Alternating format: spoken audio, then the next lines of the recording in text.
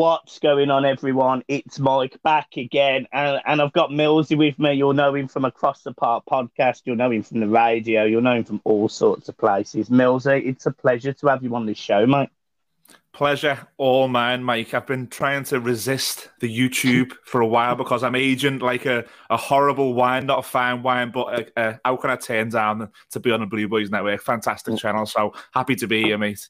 Nah, thank you ever so much. And guys, just so you know, me and Millsy, we are hoping to do either a show a week or maybe a couple of shows a month. And just really just sort of give you some consistent Everton content and get opinions from other Blues. So, you know, there is other shows, and you will see there is a new logo in the top corner, and we've got some show names at the bottom there. So we've got the Be Different show. We're going to have the lads over from Sweet and Sour Football talking about the Premier League, and you will have the Beauty and the Beast podcast, which is me and Rose. And Rose is obviously the beauty there. With me and Millsy, I couldn't think of a name, really. I sent him 2 toffees, 1 club, but the more I thought of it, the more I thought that sounds horrendous. So I was just thinking we call it the Mike and Millsy show, to be honest. Works for me, my friends. It works for me. Let's get on to it, because I'm still recovering from last night. Honestly, I am gutted. Same. I think they got me more involved than I thought they would. I've always been the sort of England fan who's followed them more so in tournaments, opposed to San Marino in November when they take our best players off as they come back here. I'm not going to claim to be the biggest England fan in the world, but I was caught right up with it. My little boy's 3.5. He was singing It's Coming Home. He had the England kit. He was really wrapped up in it. I think I'm a little bit older than you, Mike, so it took me back to Euro 96. I'm not too sure whether you were old enough to remember that, but 2004 it took me back to, but come on, just show my age even more so there. But yeah, it took me right back to having that fever for England. I remember Euro 96. Anyone who's watching who's around my age or older will know that swept the country up, and everyone got involved, and it felt like that this year. I thought it was going to be tough yesterday. Italy coming into the tournament looked a different class to a lot of teams. They play a certain way, which is very, very hard to break down. Once we broke them down, it reminded me of Everton versus Chelsea 2009, where we scored really, really early, and we're going to have to chase the ball. We're going to have to press at times that we ideally didn't want to press at. The plan sort of goes out the window when you score so early against a really good side. Italy, for the, pound for pound, were better than England last night. I think England were quite lucky to go into extra time, to even go into penalties. I thought the substitutions were not the best. It's going to sound really bitter. I don't know why Jordan Henderson came on. I really don't. I mean, we needed someone to get the ball and drag us up the pitch, and that's a Jack Grealish for me. I was crying out for Jack Grealish to come on a lot earlier than he did and give Italy something to think about, because they were growing in the game more and more. And I'd like to give them something to think about and say, well, we're going to attack you now. Harry Kane goes 10 yards further up the pitch. We've got Jack Grealish on. But yeah, Mike, I'm with you. I'm absolutely gutted. I woke up this morning still thinking about it. And that England don't do that to me a lot. So it shows how much this tournament did mean to this country. So yeah, absolutely gutted. Yeah, mate. It was weird. I was in the middle of a bar. A lot of you guys have saw the pictures. It was a really good environment. Atmosphere was banging. I was just a massive bell end, chanting, singing, making all sorts of stuff, just really trying to get the flow starting. And we went that goal up, and as you say, it was absolutely. I remember saying it at the time. This reminds me of Everton Chelsea. It was horrible, really, because you sort of knew what was coming, and it was about the 25th minute, and we were 1-0 up, and we were still playing okay, but I could sort of feel that Italy were coming into it a little bit more. And I thought to myself, we need to push Kane further forward, and we need to probably, because we didn't have the attacking personnel on the pitch, but we probably needed to push up someone like Calvin Phillips just to help keep the ball in their final third, instead of them starting to onslaught us. And we didn't do it, and he didn't make the change at half time. I think from the second half, I think it was only a matter of time before Italy scored. They got that goal. Pickford made a really good save, really tight, low, gets down, keeps it out of the goal, and for Maguire and Stones to be falling over and not getting a body in front of it, I just thought it was poor defending. And then, in my opinion, there was only one winner because Southgate didn't make the changes. He left it far too late. And look, Southgate will get away with criticism because England got to the final.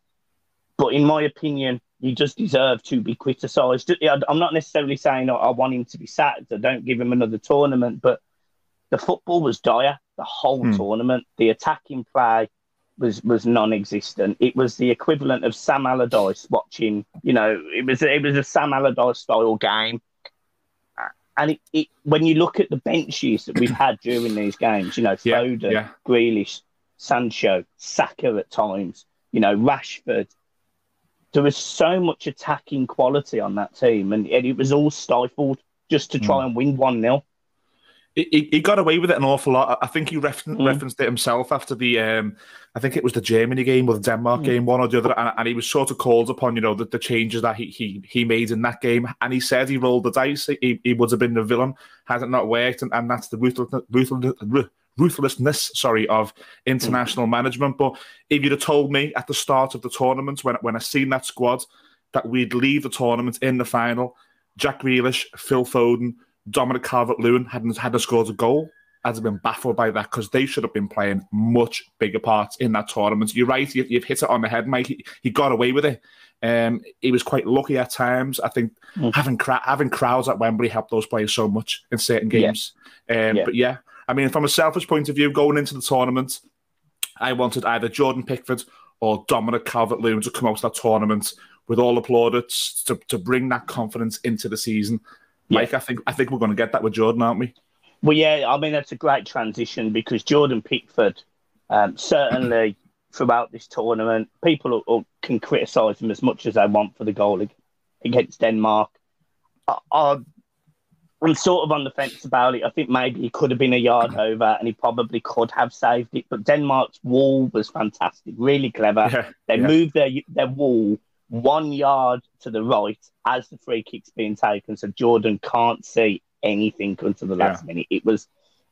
And if that's the only criticism we've got of Jordan Pickford throughout this whole tournament, I think he's done incredibly well. Some of the saves he made early on, the save against Scotland, I think it was, he thoroughly deserves all of the credit that he, in my opinion, should be getting. And I think it's massive for us because he was good towards the end of the season and he's going to come into this season now.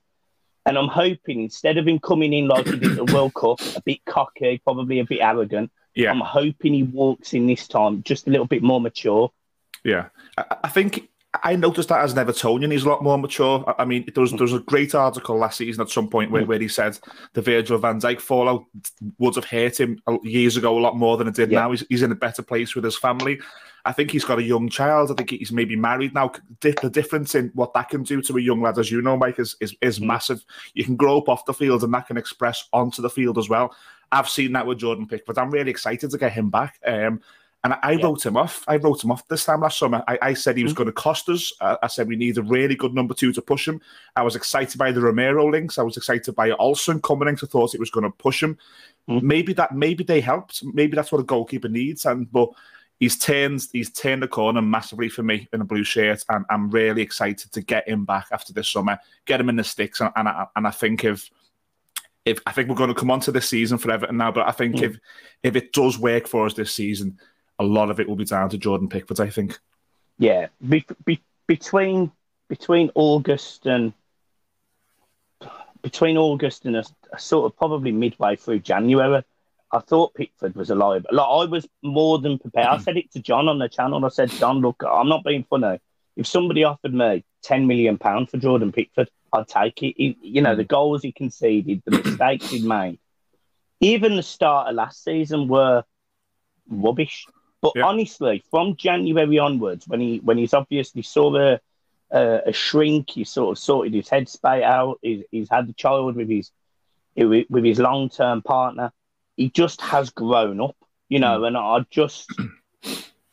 you bang on. If Everton are going to have a good season, it's not going to be because the back four don't have confidence in their goalkeeper anymore. It's going to be because they trust him. Yeah. And that is key for us. Moving on to the season, obviously, a lot's changed. And we haven't really had a chance to really speak about it. I know you've got a lot going on in your personal life now as well, eh?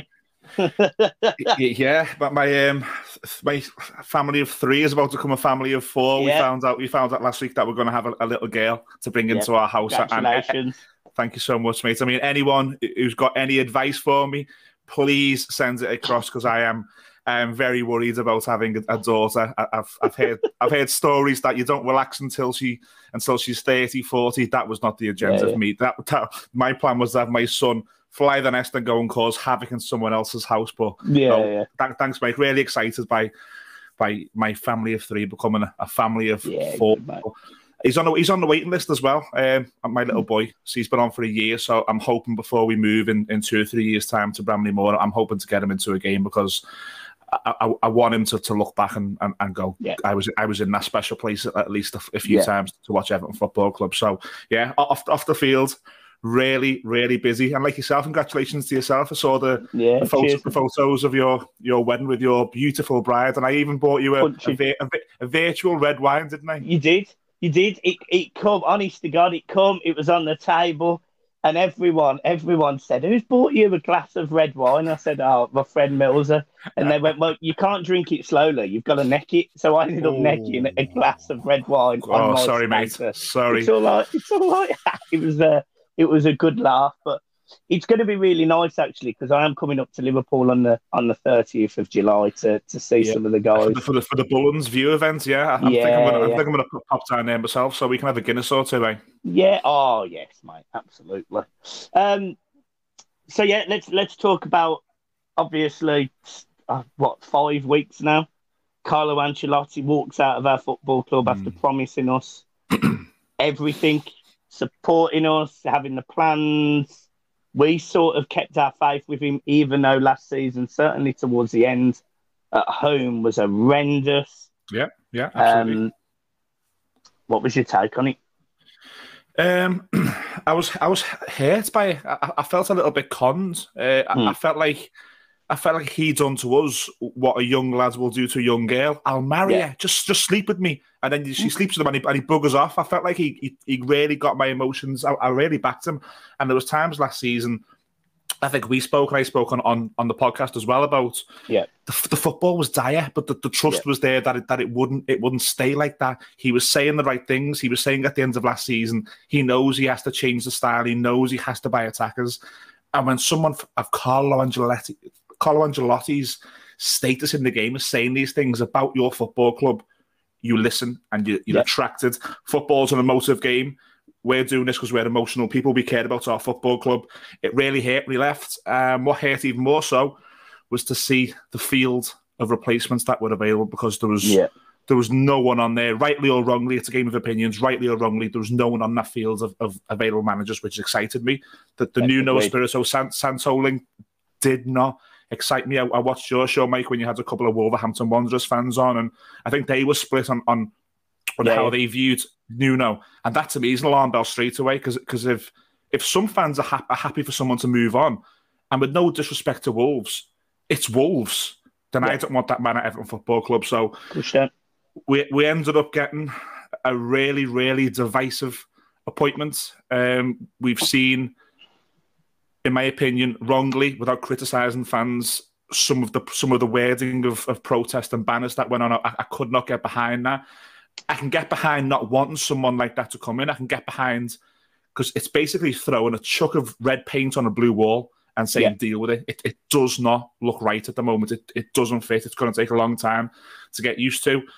I do think our supporters will give him a chance. I think the ones who aren't for it, they may not cheer him when he gets announced, but I don't think they'll boo him. I think he's going to get a chance. But Mike, I just think it's going to end in tears. I just can't see how such a divisive appointment can work unless he performs miracles. And that squad at the minute for me is not fit for purpose. It needs a lot of things doing for it. And a lot of those now, they get another chance. They get a manager who comes in once again and says, I need to see these in pre-season. We start the season needing 2 or 3 players. We're playing catch-up. And I am going to back him, Mike. I really am going to back him because he's a really good coach. I am being honest here that it is the Liverpool connection for me. It's not so much the small club comments, because if I was a Liverpool fan, I would have loved that. As an Evertonian, I'd have loved David Moyes to give it to them. I loved that People's Club comment because it irked them, and it's all about that. I can forgive that. It's just that he's so ingrained in their folklore that's across the park and in this relationship that we have with Liverpool Football Club, where it can at times wrongly be, quite frosty and things now in this day and age. I just can't see it working. What about you? Yeah, I'm exactly the same. I said the whole time, I actually put money on it being Rafa right at the start of the whole process, because I didn't think it would be Nuno. It didn't necessarily make sense for it to be Nuno. Yes, he got Wolves qualified for Europe twice, but as soon as he lost Jimenez last season, and yeah, fair enough, he lost Jota as well to Liverpool, but the football was horrendous. Wolves were horrendous, and when I look at his history, he seemed to have had this quite consistently. He was good for 3 or 4 years, and then that was it. And some fans would be happy with that, going into Everton, going into the new stadium, Bramley-Moore, and some people might have been like, yes, he'll build a quick attacking team. He knows Adama Traore. He had Jimenez, who was a goal scorer. Yeah. He had Johnny and all of these different players. But the facts are Everton are already down a little bit of a pit in terms of financial fair play as well. Yeah. I don't necessarily think he would be able to get the sort of players he wants for the sort of prices that Wolves can pay, because everyone expects Everton to have more money and spend stupid money on players, which is why I think he won't be ended up costing us 35 million, because Arsenal knew that we needed a winger and knew we had the money. So we don't want any more of that. So I was against Nuno. There was Gaultier, who had just won the league with Lille. Again, I can understand why it was an attractive proposition, but I'm really keen on managers who are managed in the Premier League, because they know what it takes to be fighting for the top 4, fighting for a league, fighting for trophies, etc. And again, he hasn't done that in the Premier League. And we've seen managers come over who have won titles in other leagues and do nothing in the Premier League. Frank de Boer, Marco Silva. There was lots of people who've done nothing, so I was against him. And the only obvious one that sort of ticked all of the boxes, bar the Liverpool connection, was Rafa, because he has qualified. He has qualified for the Champions League. He's won a Champions League. He knows what a successful team needs to look like, albeit it was 13 years ago. And he's had good periods with Chelsea, Valencia, Real Madrid. Yes, you have to take the Liverpool one out, but he did well at Liverpool. It made sense to me, but again, I don't want a red to managing Everton. I don't want that. I was against the banners. I thought some of the fans were bang out of order with what they put on these banners, but I get the sentiment. If there was banners saying we don't want Rafa at the club, rather than calling him, a fat Spanish whatever, or which is just bang out of order and personal, I was cool with that. I'm going to give him a chance, like you. I only see this lasting 18 months, because it's now ingrained into me that every manager we have is only going to last 18 months. And it sounds horrible to say that, but when I look at the last 5 managers, it's gone wrong with all of them. And the only stable manager we've had in that period, unfortunately, whether Everton fans like it, agree or disagree or whatever, was back when Kenwright was chairman, or when he owned the club. And I'm not pro Kenwright in any way, trust me, shape or form, but at least he was consistent with his managers. We had Martinez for 3 years or 4 years. We had Moyes for 11 years. And since then, it's just been a roller coaster of up and down names. and that really concerns me. I think, and a lot of Evertonians, I know from looking at social media, I think that 2017 transfer window is still lingering on. Not so much the players who are left. We've got rid of a few now, but I think we've been scarred by that as a club internally. I think us fans, if we went on a big summer spending spree now and brought 3 players from Holland, 1 from Switzerland, 1 from Denmark, you'd think, oh God, are these any good? Because our scout network is absolutely terrible. It doesn't work. So I think that hasn't helped. There's been a rush because of Bramley Moore to get things right on the pitch. We've gone from we must qualify for the Champions League to now we must be in Europe. So they've gone for Rafa Benitez, who they're gambling. I mean, them being the board, they're gambling that Rafa Benitez can get us into Europe. Maybe not the Champions League, but they're looking at him, and I'm sure he said in his interviews, that's something I can do. They want Everton in Europe, and they've been pressing fast forwards as much as they can. What's happened now is with Carlo leaving, is the club hit the biggest snake that you could hit on snakes and ladders that you could have hit. And you go right back down to the bottom, and the manager comes in and he says, I need to see Tom Davis, I need to see Gylfi Sigurdsson, I need to see Michael Keane, I need to see Andre Gomez, I need to see Alex Iwobi, and us as fans are going, we could tell you that that's not going to work. But you need a month with them. So we then go into the season again on the back foot.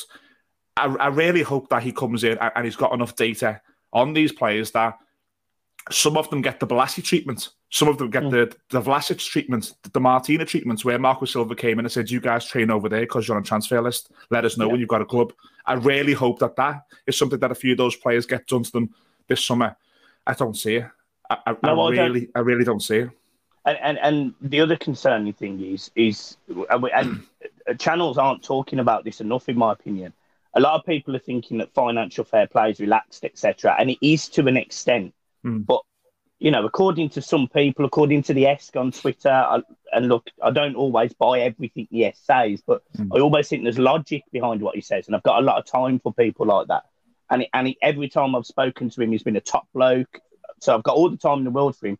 I just don't always think everything he says is right, and that's only because he's not in the boardroom. But he thinks we could make £170 million loss this year.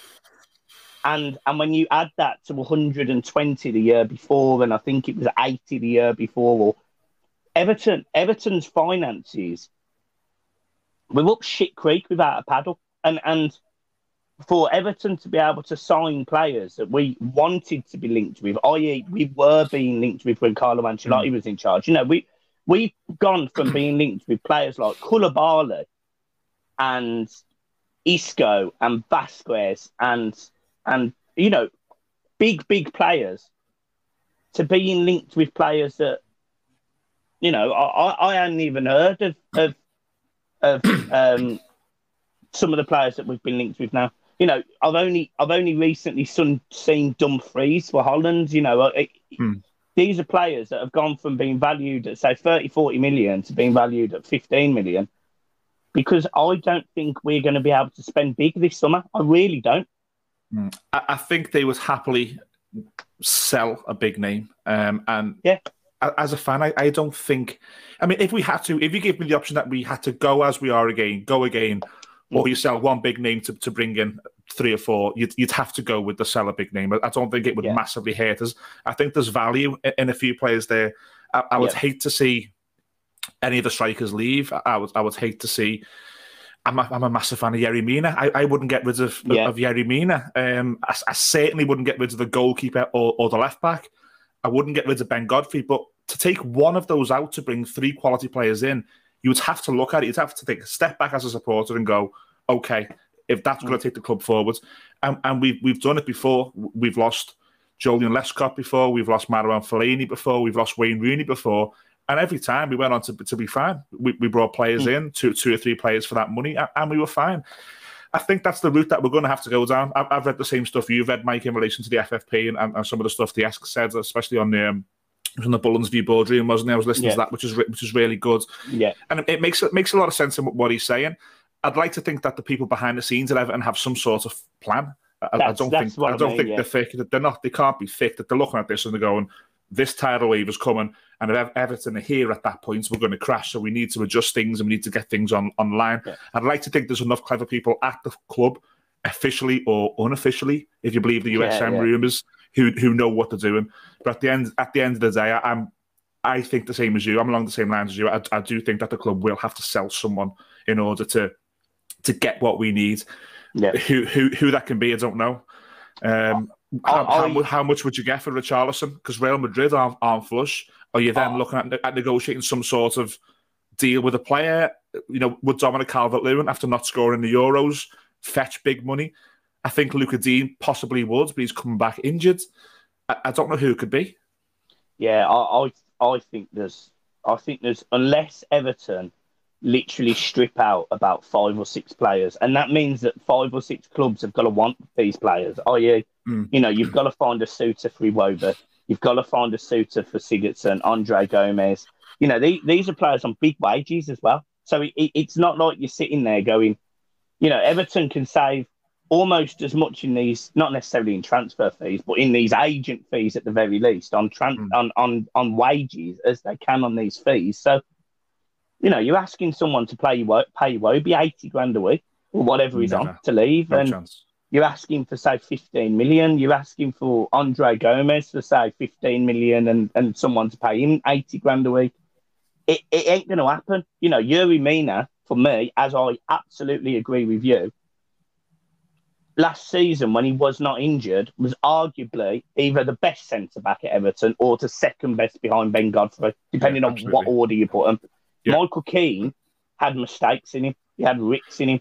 And Mason Holgate had a stinker. So he did. What are you going to get from them? 15, 20 million, 15 million a pop? Nope. Getting Mason's 50 grand a week wages off. You're getting Michael Keane's 80 grand. It's just who's going to sign them.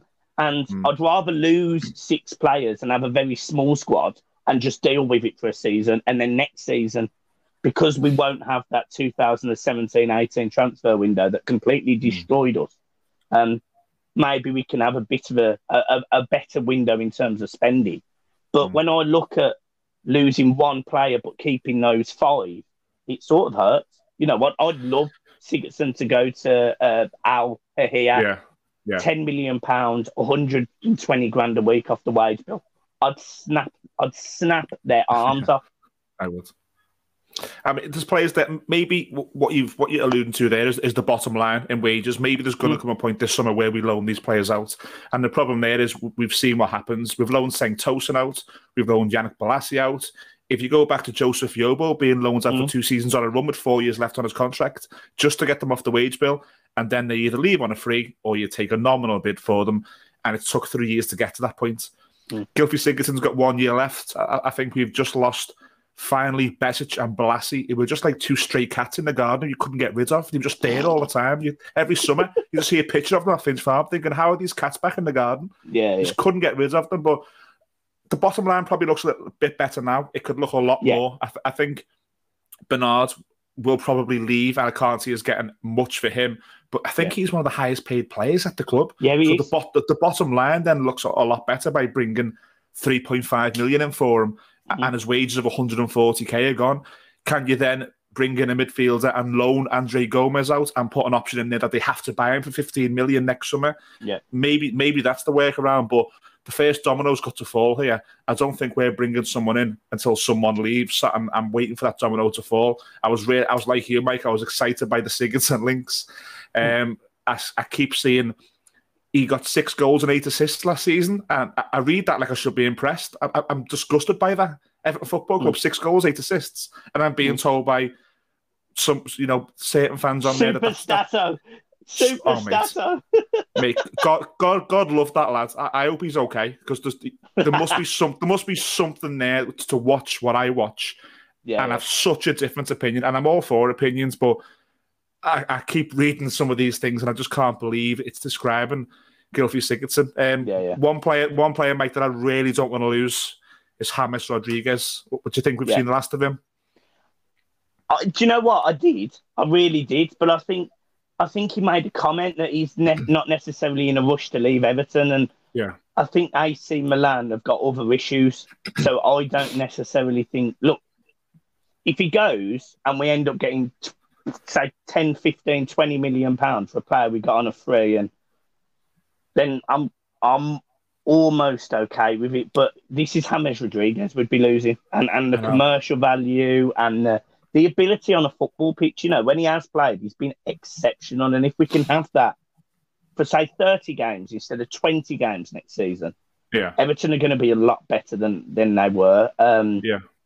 He, for me, he would be one that I'd sort of be saying, look, just stay this season. Just stay this season. Give us another season. If you go on a free next summer, you've cost us nothing in that sense, apart from wages. And I don't even think he's on as much as Bernard. So no, you know, he's not. And look at what he probably brings in commercially. Did you see the numbers last year? The amount of Colombians who now watch Everton Football Club because of James Rodriguez. You're telling me they're not buying shirts and scarves? There's money coming in. So I don't think it's really a priority to lose him off the bottom line, because think that the bottom line isn't that bad with him for what he brings in. Yeah, exactly. And the one for me this summer that's going to be interesting is Moise Kean, because I actually like the fact that it appears Rafa's come out and said, look, he ain't going on loan. And I think him and Marcel Brands have at least sat down and discussed that, because if he's going back out on loan, I want a big loan for, you know, if we're going to loan these players, I don't just want us to get a couple of £1 million for him to go on loan. You give us 10 million. You know, you give us a third of what we paid for him, because he's got 3 years left on his contract. You know, and there's an obligation to buy him for 50 mil next. So we make, you know, instead of it being 30 million and we lose, I think 15% of that of his value. But you know, we make, say, 5 million last summer, we make 10 million this summer, we make 50 million when we sell him next summer. That's 65 million for a player that's played about 10 times for Everton, really. But I'd prefer to keep him, because I think it could be an exciting front three of Richarlison, Calvert-Lewin, Moise Kean, James Rodriguez just in behind. And when you look at that front four, that team can beat Premier League teams. It's got pace, it's got quality, it's got goals, it's got creativity, it's got everything. It's just whether we can hold on to that. Yeah, and maybe again you're going back to the manager now. It's a new coach who's going to have him in this week. He's going to you know, ask plans and sell his plans to Moise Kean, how Moise Kean fits in. Maybe Moise Kean then likes what he hears, opposed to what he heard last season from Carlo. It was very, very, very obvious that Carlo didn't fancy him. When Carlo came in December, you know, I think Moise Kean had just been subbed at Old Trafford, and there was a big hoo-ha over Duncan subbing him. And then we thought Carlo's going to come in, Italian, put his arm around him. Didn't happen. Maybe he's going to benefit from the new coach. Maybe we'll sit here next summer and look back on 15 goals and a 6th place finish and go, good God, what a player we've got there. That could happen. But it's interesting to see now what PSG's next move is. I think if they go and sign an attacking player, that's gone. The longer that doesn't happen, these rumours aren't going to go away. But I'm completely with you, Mike. If we loan him out again and there's no obligation to buy, and we're not telling this club who are loaning him that you're cutting his value for us as a club, therefore it's going to cost you X. If we don't do that, I just don't understand the decision. I really don't. Yeah, agreed. So anyway, just briefly, because obviously, you know, I don't want to take up too much of your time. You know, you've got a busy day, but I've just been joined by the dog. I think he's wanting his walk. So mine's the same. So just a couple of areas that you think we do need to strengthen. I think the obvious one's right back, but you know, areas. I think they're all over the pitch. To be honest, I think I think goalkeeper. If we don't bring in backup, then do we lose what we talked about at the start? What we thought benefited Jordan Pickford by having someone behind him. Or someone Monday to Friday who he looks at and goes, good God, I'll have to raise my game here on this training session because he's standing out. If we don't have that, you know, do we lose a little bit of Jordan Pickford? Right back, absolutely. I absolutely love Seamus Coleman. Yeah, I got him 23 Coleman on my little boy's shirt last season, just so he could say he had Seamus Coleman on his Everton shirt. I think that highly of him as a player. He's coming to the end. He needs to play 7-8 times for Everton next season. And 3 of those should be over Christmas when we've got 8 games. Yeah, that's what his role should be now. Yeah. Centre-back, I think Rafa likes a back four. I think he likes the low block, so I don't think a pacey centre-half is really needed. I'd love to see Yerry Mina and Ben Godfrey just nail that position down. You need a backup for Luca Dean, I think so, because the news is Niels and Nkunku wants more game time, and the bigger picture is let him go and have the game time. He may come back and be a better player then. Yeah. That midfield, it lacks two things. It lacks creativity, and it lacks someone who gets the ball, turns around, and we're 10 yards up the pitch by their decision they've made with that ball. Whether it be a run, whether it be a pass, whether it be a 1-2, we don't have that. Yep. Decore is box to box, and he'll run around forever for you, and he will drag you forward at times. Alan is a little bit the opposite, fighting fires and making sure that we're fine defensively. Where's the creativity? Where's someone who can win Everton a game from central midfield? It doesn't exist. And then you need a winger. You absolutely need a winger. On paper, you put Richarlison left wing and maybe Moise Kean right wing. It looks okay on paper, but there's 38 games plus next season. There's times that won't work. And what Richarlison isn't blessed with is a lot of pace. Shut up, lads. So he wants his walk. He's not blessed with a lot of pace. So last 20 minutes of a game where it's 0-0, if you can bring, a Doku on, look at Doku for Belgium. If we had someone like that to run at someone for the last 20 minutes, or an Armand Traore, for instance, there's a lot of things we need. That team last season, we can say they were set up wrong. We can look back now in hindsight and say it was the manager, but that group of players, or a certain group of players there, I've seen about 5 managers off now. They're not good enough. Yeah. So there's lots of things I think we need. Lots. Yeah, I agree. Right, well, Millsy, I'll let you get on and walk the dog. I'm sorry, anyone who's not a dog lover, who's just been heard the howling coming through. But yeah, it's what time are we on now? 12:30, is it? Yeah, it's time for his walk. But if we get lots of thumbs up and lots of likes, Michael, back here next week, eh? We will. We'll be back here next week. Show will go out at 7:30. It's been recorded at lunchtime today. So, all good, guys. Have a glorious week. You will see me, obviously, but you won't necessarily see Millsy on the channel until next week. But have a good week, pal. Really appreciate you coming on and look forward to what we've got coming up. Absolutely, mate. Absolute pleasure. Thanks for having me on, Mike. No worries, guys. I'll see you soon. Peace.